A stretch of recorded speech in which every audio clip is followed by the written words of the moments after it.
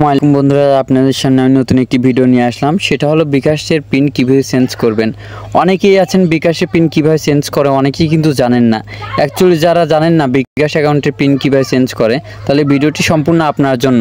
তাহলে ভিডিওটি স্কিপ না করে সরাসরি ফুল দেখতে থাকুন, তাহলে অবশ্যই বুঝবেন আপনি ওই হাতের মোবাইলটি দিয়ে আপনার বিকাশ অ্যাকাউন্টের পিন কিভাবে চেঞ্জ করবেন। তো বন্ধুরা চলুন ভিডিওটি শুরু করা যাক। প্রথমে আপনি আপনার ফোনে ডায়াল অপশানে একটি ক্লিক করবেন। তো আমি আমার ফোনে ডায়াল অপশানে একটি ক্লিক করলাম। ক্লিক করার পর বন্ধুরা এখানে ডায়াল অপশনে আবার একটি ক্লিক করবেন। তো আমি ডায়াল অপশনে আবার একটি ক্লিক করে দিলাম। ক্লিক করার পর বন্ধুরা আপনাকে কিন্তু বিকাশ অ্যাকাউন্টের পিনটি ডায়াল করতে হবে *247#। তো বন্ধুরা আমি আবার বলে দিচ্ছি, আপনাকে কিন্তু বিকাশ অ্যাকাউন্টের পিন চেঞ্জ করতে হলে আপনাকে ডায়াল করতে হবে *247# দিয়ে কল অপশনে একটি ক্লিক করবেন। তো বন্ধুরা আমি কল অপশনে একটি ক্লিক করে দিলাম। ক্লিক করার পর বন্ধুরা আমার ফোনে দুইটা সিম, একটা রবি একটি গ্রামীণ। তো আমার গ্রামীণ সিমে বিকাশ খোলা, তো আপনার যে সিমে বিকাশ খোলা থাকবে আপনি সেই সিমের উপরে একটা ক্লিক করবেন। তো আমি আমার ফোনে গ্রামীণ সিমের উপরে একটা ক্লিক করে দিলাম।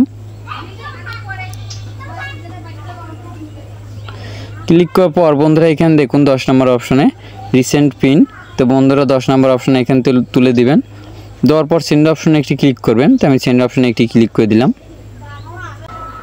দেওয়ার পর অর্থাৎ বিকাশ রেজিস্ট্রেশন এনআইডি পাসপোর্ট, অর্থাৎ আপনার যে এনআইডি দিয়ে খোলা হয়েছিল সেই এনআইডির নাম্বারটা এখানে তুলে দিবেন। তুলে দেওয়ার পর সেন্ড অপশানে ক্লিক করবেন।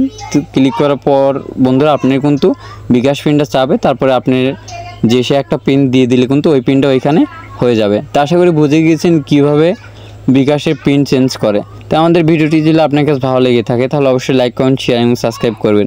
দেখা হচ্ছে নতুন একটি ভিডিও নিয়ে, সঙ্গে থাকুন। ধন্যবাদ সবাইকে।